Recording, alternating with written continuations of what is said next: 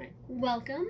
This is going to be my first video of me trying to utilize teach-back techniques in order to help my study process and preparing for my NBCOT exam for the OTR exam specifically. So to get started with this, I'm going to start with talking about orthotics. Well, actually, before I get into this, I just want to lead with a little disclaimer here. I will eventually type it up for future videos and put it at the beginning of the video, so that it can be read. But as for my disclaimer goes, I just want to state where all my information is coming from, and also to make sure I give credit to where credit is due. So all my information comes from all my textbooks from OT school and my notes from OT school, and also I want to credit 450 formula and the missing piece OT, because that's really kind of helped to solidify my understanding of a lot of the foundational and conceptual concepts, and that has kind of helped format how I have this formatted on this whiteboard here. And it also helps me to just make sure I remember, and I have a few things here and there I don't know that I came up with, but just kind of things that help me remember, and you'll see those as they go down here on the whiteboard. Since this is my first time doing this, please bear with me. I'll probably end up hiring and raising and lowering the tripod that I literally just got yesterday, and probably zooming in and out as necessary. So we'll see how this is. I hope this is readable or legible for everyone, but I'll go ahead and get started. So I really liked how the missing piece OT PDFs or Mentor Kim had this laid out. So I'm kind of starting with three areas, compartmentalization, to get started with really trying to see a good understanding of this. So her PDFs at one point in it describes type, purpose, and design. I didn't exactly know what design meant in it, but in parentheses she said force application. So I'm thinking, but the only thing under design was talking about the wear schedule. So I'm like, okay, force application.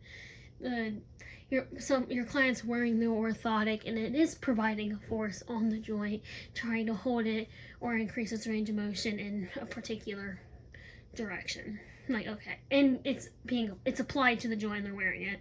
I guess force application makes sense. But I'll go ahead and get started. So most simply, orthotics come in four main generic types. The first type is static splints, and I did get my static splints out yesterday or the other day, preparing for this, intending to show on camera. Let me get them. So I made two of these in class in my didactic coursework, and one of them I made in field work last year at a hand therapy rotation. So the first one I made here is a resting hand splint. Static splints are going to be your most common splints that you're going to see and probably even make for your clients should you be a therapist who make orthotics regularly. But resting hand splint is an example of a static splint because it's meant to immobilize. And I have a wrist cock-up splint. This is particularly a dorsal splint because my partner for this assignment was set on making a dorsal splint. And I made a palmar splint, as my professor was kind of saying that's most likely what you'd be using, otherwise you'd probably need outriggers. And then at my fieldwork site last year, I made a thumb spica. Well, I didn't make this one, but because this is the one that fits me, but the one I made is at one of the other locations of my fieldwork. So these are all examples of static orthoses. And static orthoses are meant to immobilize. So that second section there is the purpose of those generic types. The second type is a serial static splint. So for example, you could probably do it with a wrist cock-up splint. I don't think a dorsal cock-up splint is going to be the most likely. So I don't know if this is a good demonstration. But if you have your client wearing it, you mold the wrist cock-up splint, and the dorsal splint's probably not going to be the most likely version you're going to make, but that's just what my classmate made for me. You're going to start with your client in so much degrees of wrist extension as they can. They come to therapy, they're probably about 3 sessions into their plan of care, and you're doing your exercises, and maybe instead of extending to only 15 degrees, maybe they're able to get to 22 degrees. So what you're able to do during that session or the next session following that is taking the splint, getting it re-prepared. You get it in the hot water again in your splint pan to remold it. And I'll talk more about material principles a little bit later that will help with that, because you want to make sure you have a material with good or high memory. And you take that orthotic and you literally remold it to the client's joint, just at that higher degree of wrist extension, for example, or whatever it is that there's an increase in range of motion in that client's goals. In serial static splints, as well as the latter two that I'm going to be talking about, are all meant to mobilize the wrist joint.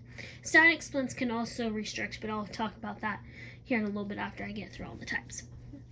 Now, static progressive splints, I feel like I need to do some more research into this and really understanding what it is, but I know an example of a static progressive splint is on the elbow, so like a posterior elbow joint, and it very similar to that of a serial static splint, but instead of remolding the material, there's straps, for example, that can help increase the range of motion as the client increases the wear time and goes through the plan of care, and the goal is to increase range of motion or whatever the goal is for that client and their condition.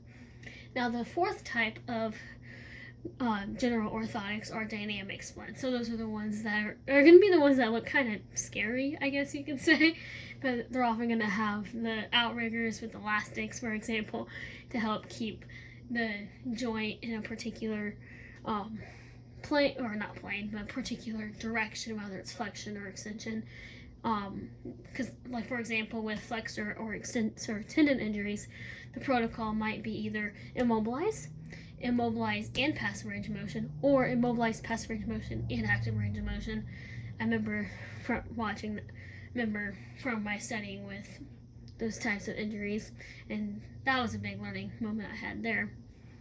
But you might have some dynamic splints, especially when you get to passive range of motion, because they have precautions, or I guess contraindications really, where they can't actively lift that finger if it's an extensor tendon injury. They have to keep it straight. They can't do it themselves. Or flexor tendon injury, I might have that backward. And where was I going with that? They won't be able to do that. But if you have an outrigger back here on the splint, let me put my cock-up splint back on. Not going to be the best demonstration because it is a dorsal, but you'd have your outrigger attached here on the back of the splint to keep that finger in wrist extension without the finger actually doing the work itself. And here's a really cool thing I learned on a live stream that Miles and Kim did with 450 Formula. But he was demonstrating it particularly with the extensor pollicis longus, but I see it better with the EDC. So if you actively extend your finger, you can definitely see that EDC there, the extensor tendon there. But as soon as you passively extend it, you don't see it anymore. So that's a good way of kind of remembering active versus passive. that credit goes to Miles on 450 formula for sure. But that was really cool.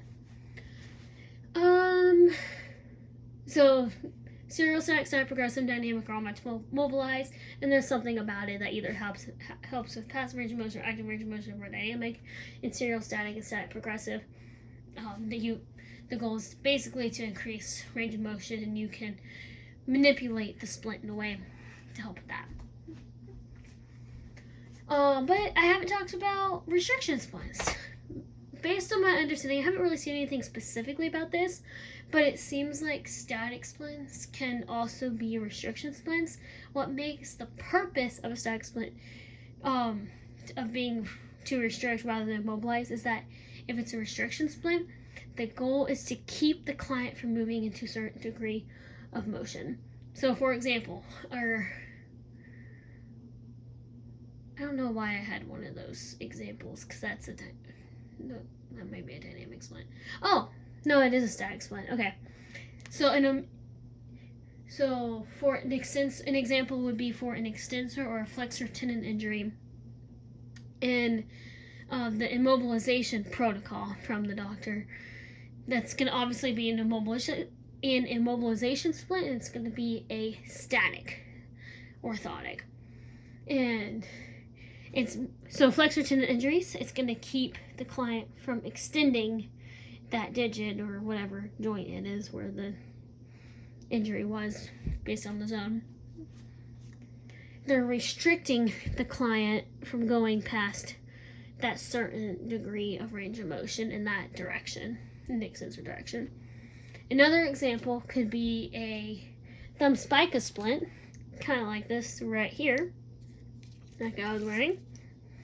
A thumb spica splint. It would actually be a little bit bigger than this, because this one's just kind of short because it's literally scrap material that I made it out of just for practice purposes.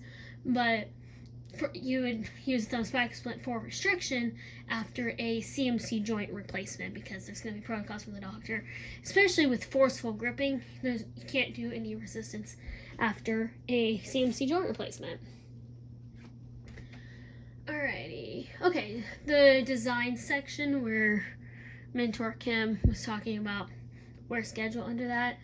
I just wanted to make sure I brought this to the forefront because I feel like that's something that I often forget about. So our wear schedule, the whole purpose of wearing the splint is so that it's effective, so that it decreases edema, so that it increases range of motion, and all other benefits of immobilizing or mobilizing a joint in an orthotic. So we have to consider the wear duration and the wear consistency, because if it's simply not worn, it's not going to be an effective intervention. So we want to make sure it's effective, and there is evidence to support this. So we talk to the client about how often they should wear it, when they should wear it, whether it's day or night or both, during certain activities, ADLs. That brings me back to the types. So static splints are particularly going to be worn at night and during ADLs. Think like carpal tunnel. And you don't need to be wearing that every day. Or not every day, but all day, I should say, I meant. And dynamic splints are only going to be worn during the daytime because it takes conscious effort to really abide by what you need to do to effectively have your condition treated. Alrighty. Let me go ahead and go down to purpose. Let me see if this is seen very well. Alrighty. I hope that is readable. There we go. I'm going to go that way. Alrighty. Again, this is kind of from 450 formula. So, this is just the elaboration on the purpose. And again, I don't think I clarified this earlier, but purpose just has to do with the functional goals that you have in your plan of care for a client. So, if the goal is to immobilize, you're going to have your static orthosis. And the whole idea about immobilization is to protect the joint, to prevent deformity, for example. But you can also use it's also beneficial to decrease pain, just protecting joints in general. I said protect. preventing and managing contractures, preventing further contracture or managing the contractures to eventually increase the range of motion they can, which I guess, that would be through mobilization for serial static. And then, but still managing contractures and manage muscle force. I forgot what that was. I'll have to review that. And then for mobilization, think about the word correct for mobilization.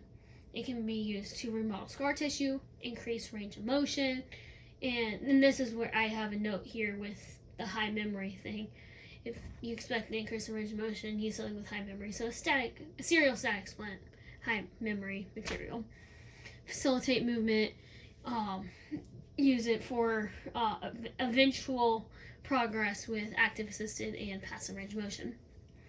And the third functional goal, the third purpose of these splints, if I can get this down, sorry if you got dizzy. And I did talk about this already, to block range of motion in a particular direction, and those are my two examples that I already described. I already described that, didn't I? Alrighty, and I don't know how important these 6 principles of orthotic fabrication would be for the exam, but I feel like it's not a bad idea to make sure you have some idea of it just in case. And it is in the PDFs, so there might be some, I don't know, just in case. And I do remember hearing some of these words, if not all of them, from my professor in OT school, who is a hand therapist and who taught us how to make these orthotics, the resting hand splint and the wrist cock-up splint. I remember hearing memory. I think I heard drape as well, and perforations I heard. But anyway, so the first principle, I counted this to 6 principles, is resistance to stretch.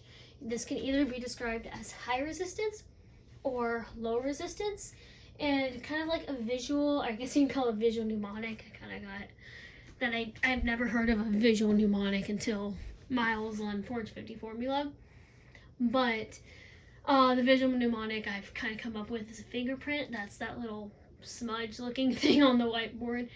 I just try to leave my fingerprint in the dry erase marker to help me remember the fingerprints with the resistance of, or the elasticity of, the material. So a material with high resistance is going to be more firm, which makes sense. So those are going to be better to have over larger joints, because it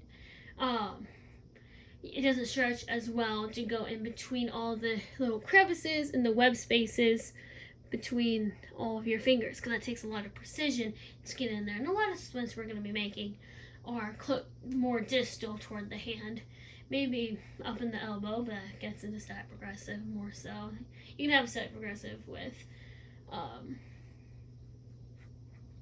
the thumb as well. Oh, I remember what makes static progressive different from a serial static now. I just forgot it a moment ago. So what makes a static progressive splint the way it is think about a 90-degree line of pull that helps pull the joint into a desired position. There's that. I'm sure that's a very basic understanding of that, but I kind of forgot about that a moment ago. But anyway, back to the resistance stretch. And the low resistance is going to be the ones that's better for fine precision control when fabricating the splint around the hand. It's low resistance materials that are more likely to have fingerprints left on the material. So you can just think low resistance to fingerprints, high resistance to fingerprints. But they're both, you still have to watch out for fingerprints. And that's due to the resistance. And then the second one is conformability or drape. The word I am going to be thinking about with conformability is moldability, because your conformability of the material is literally how well it molds to the joint and around the joint. So kind of like resistance to stretch or elasticity. A material with high drape. Now this one is going to be better suited for those smaller joints and getting in around the web spaces with that more fine precision and control that's needed.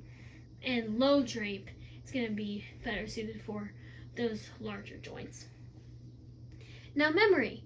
This one has an even easier one to remember because the word that I have associated with that literally comes from the word memory, and I think memory is just the easiest one to remember anyway because I remember hearing that from my professor in OT school. But materials can have high memory or low memory. The word that you can think of that is remoldability. So after you conform the serial static splint to your client, you get a few sessions in, they increase the range of motion through exercises, physical aging modalities, etc., whatever. You're going to remold the splint after you conformed it a few sessions ago to now facilitate that increased range of motion that your client is now able to achieve. So I had that note up here for one of the goals of mobilization splint is to increase range of motion.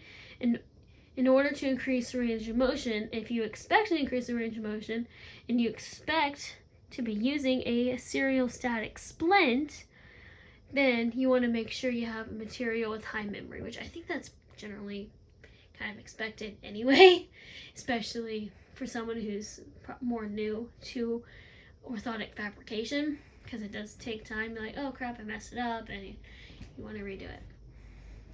So generally high memory is going to be the expectation anyway. But if low memory is what you have and it's not a big deal, you're very well practiced at it, fine. Or if you don't need to, if you're not using a serial static, it's just a static, then low memory should be fine. Alright, next row. The fourth principle is just simply as I have it identified here. Materials can either be rigid or flexible. So again, the difference between the two, much like all the other principles, I think, it's pretty much described by being better for larger joints. However, because it's rigid, it's often less comfortable than a more flexible material. So especially with clients where you might question, well, you don't have to question their comfort, they'll tell you, especially if they have cognitive or sensation difficulty, well, especially if they have cognitive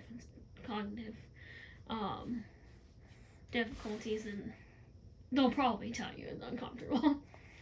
So you might, you'll consider, you'll want to use more of a flexible material. And I wasn't sure what flexible material was until I saw the word neoprene. I just left a note down here at the bottom to remind me of what that word is.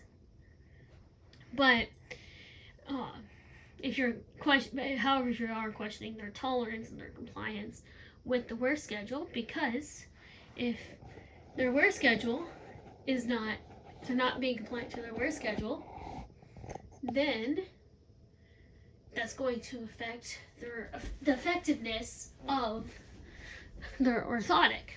I hope you can hear me well because I keep moving around back here. But anyway, I'm going to come back down. Oops. So the word to think about with rigidity or flexibility is going to be comfort. So I'm just going to go right back through all of our principles of fabrication. So resistance to stretch, think like your fingerprints, just as a special thing to it. Conformability is going to be moldability. Memory is going to be remoldability or remembers. And rigidity, flexibility, think comfort. That'll kind of determine what you're going to use. Oh, and also, if more rigid materials are better for larger joints, flexible materials are going to be definitely better for the smaller joints or sensory or cognitive deficits as well, to increase tolerance and compliance, to increase effectiveness. And then the fifth principle is bonding, or you can also call that adherence. So that's just simply how well the splint adheres to itself, basically. So I had to do a little bit of reading up on what these things really mean before I got started in recording this video. I hope I remember it, but self-bonding material. So the difference between self-bonding materials and coated materials are really just kind of opposites of one another, I guess you could say. So self-bonding materials, it automatically adheres to itself without any prior preparation, which makes sense, kind of in the name, self-explanatory. And coated materials, I think there's different materials that you can use, but I don't know if that'd be really necessary in knowing for MBCOT. I think coated materials is barely necessary, but I wanted to include it because Smiles included it and has even stated that in 450 formula. But for coated materials, I have a really weird comparison of thinking about coated materials. So what you have to do with coated materials is like brush off the coating or scrape off the coating in order to get it to bond to itself. My really weird comparison I thought of just before recording this was like baking a cake, and you need to have baking soda for the cake to rise to interact with the acidic ingredient. I guess like the egg would be the acidic ingredient to rise, but if you don't rough up the material or scrape off the coated material off of the orthotic, it's not going to stick, unlike the self-bonding material that does not have the coated material on it. I hope that I don't know if that comparison makes sense. That's just where my brain went to compare that, but I think I at least have an idea of what coated materials are. And then self-sealing materials just simply eliminate the need to flare the edges on the orthotic. But whether you use self-sealing edges or you're flaring the edges, you're going to need to make sure that's done anyway, because that helps with preserving the skin integrity of your client. Whether they have sensory deficits, that little hand I drew there in the corner, or not, whether they have sensory deficits or not. You always want to make sure you're checking skin stuff every time, like before they put it on, after you have it on, or as you're fitting in, still molding the orthotic to properly fit your client. Just make sure there's not any rubbing spots. You might even want to look for, looking at the ulnar styloid, make sure you leave a divot, or not divot, but like a gap in the orthotic on the inside to leave room for that, so it's not rubbing or like the bone isn't poking into the orthotic. Oh, I had a weird. Anyway, it doesn't matter.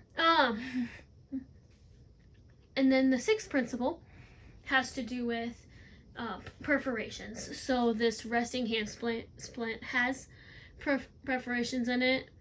It's kind of, I think this was kind of easy to remember. But when I read him, like, it decreases the weight of the orthosis. Yeah, that would make sense. There's some negative space on it. Cool. And it also increases ventilation to help with the breathability. And I think I had that word.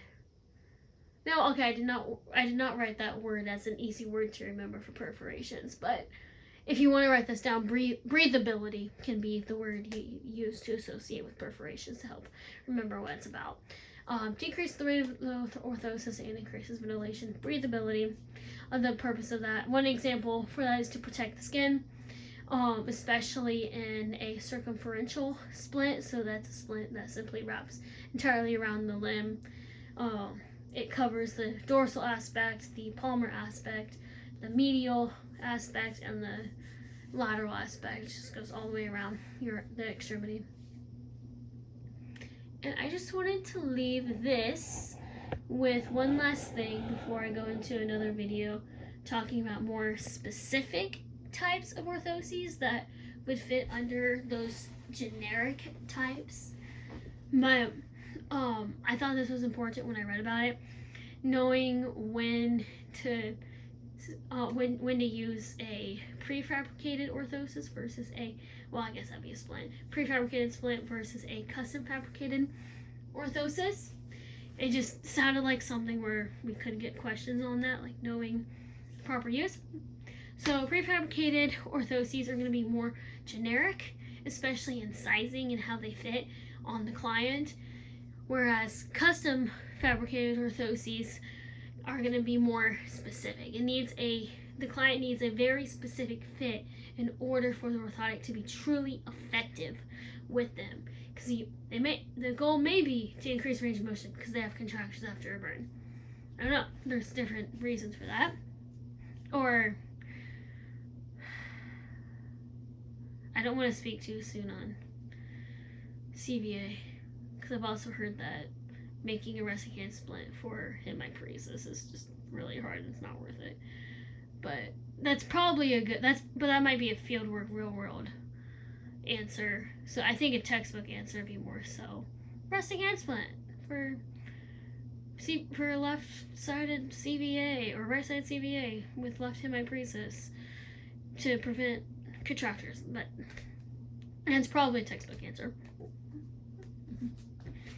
And then prefabricated options are going to be more used for the short term with conditions with more mild to moderate symptoms like your carpal tunnel syndrome, for example.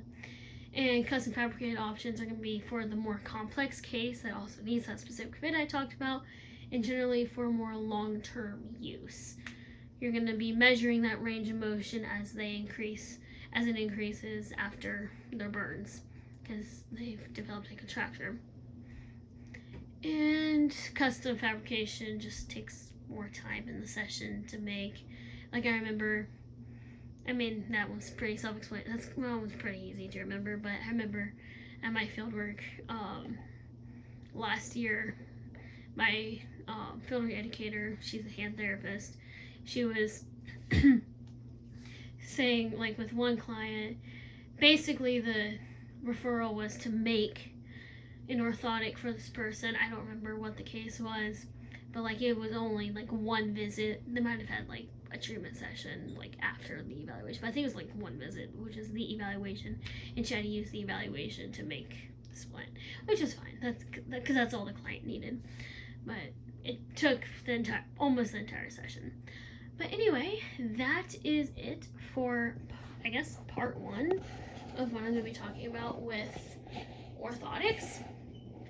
And let me stand up. I think I'm going to be doing another video about orthotics where I talk about the specific types as I alluded to earlier. Anyway, thank you for watching. I'm sorry that this video is long. I don't know how to do videography, but yeah. Yay.